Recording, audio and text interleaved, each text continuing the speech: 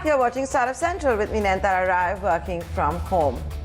Let's get to Myntra's top boss, Amar Nagaram, now talking about what the budget season could look like, the new year, fashion, how it's all expanded, and what Myntra did to stay ahead of the curve. What came as a surprise to the entire world was how fashion rebounded, especially in a country like India. And we're glad we were at the forefront of this comeback for the fashion industry. What has happened in COVID, which we also failed to realize at the beginning of the lockdown, was how much people needed some of the fashion essentials, which in fact, if you remember, we were the first ones to coin this term and took a set of collection to the market, calling them as fashion essentials. This included loungewear, this included comfort wear, this included innerwear, and lingerie, which was almost treated as essentials, if not more than that, which kind of gave way for us to get back into the industry or get back into the market and start serving the consumers. And from then on, what we've seen in the industry, what I can tell at this moment is fashion as an industry has been going through multiple changes in last decade. But what happened in 2020, I can actually confidently say that it has been an inflection point, both from the e-commerce perspective and from the fashion industry perspective. The way we shop and what we shop changed forever, and we are witnessing it as we speak. In fact, it hasn't stopped yet. The change is still happening, and we are also catching up to the changes that are happening right in front of us. What's really helping us is the switch towards e-commerce, which translates to more data about our consumers, which is also helping us be ready proactively for our consumer needs. There are a lot of data sciences at play right now, which is actually more than ever before, and which is helping us as a retailer and our brand partners to come together and serve the consumers in a very differentiated way.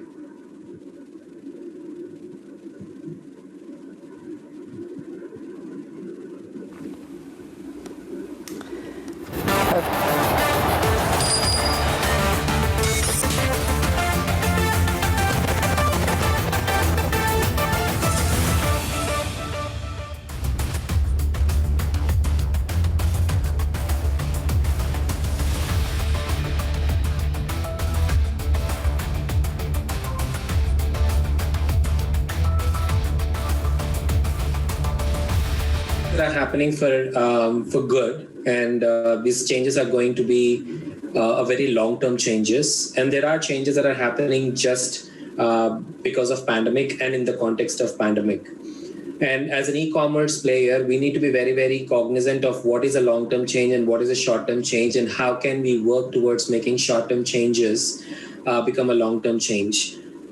So just taking a step back, every inflection point in the history of e-commerce in this country for the last 13 years have been induced by the e-commerce players. This is the first time there is a natural a phenomena beyond the industry that has moved or that has shifted consumers to e-commerce.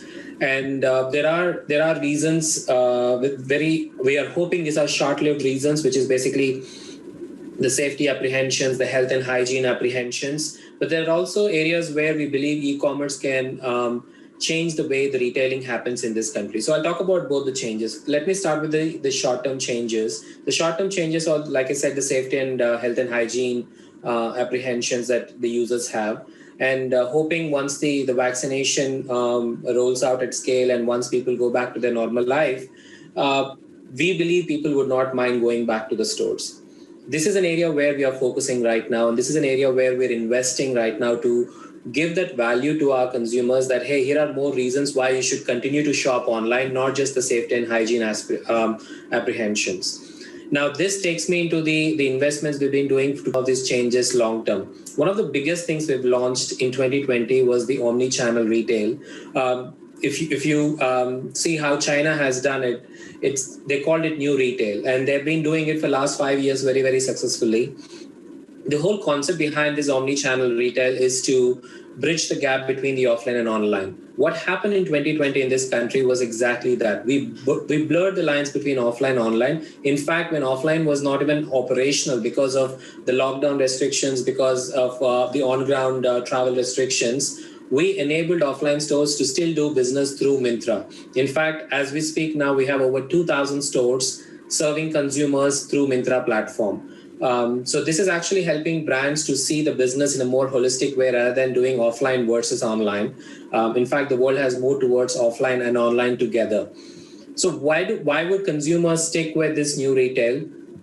If you look at the experience that we have done in 2020, especially when the on-ground logistics were becoming harder to manage because of all the travel restrictions, because of the safety precautions and everything that was put down in place by the government of India for the rightful reasons, we were able to redefine how the logistics happen by working with the stores. In fact, some of the items that our users were ordering were coming from the stores nearby, and it reached the consumer either on the same day or on the next day, which never happened before in fashion and e-commerce. So we were able to actually break that chain and create a completely new experience. Now the user has control over where he or she wants to shop, and very likely we believe this is a phenomena that will continue to that will continue for a much longer time. In terms of consumer shopping behaviors, what has changed significantly is the occasion-led fashion wear, which users were buying until now, since there are not many reasons to step out, and most of our time is actually over the video interactions, which is the part of me is above the waist, and that is actually reflected in what the users are purchasing, the above the waist kind of fashion, which is basically the top wear and the beauty products, the self-grooming products. We were one of the first to bring it to our consumers by putting together a selection. The second one where we are seeing significant traction, even now, I mean, almost a year into lockdown, even now what we are really seeing happening from the consumer side of things is the lounge wear and the comfort wear. The over-the-size kind of apparel, people are actually going for very comfort wear, work from home kind of wear.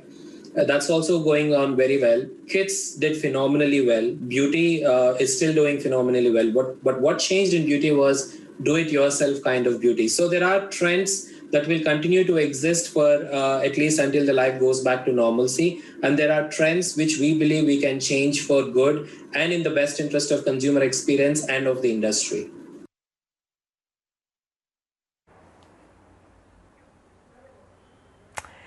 And with that, ladies and gentlemen, we're completely out of time on this edition of Startup Central. Many thanks for tuning in. We'll be back same time tomorrow.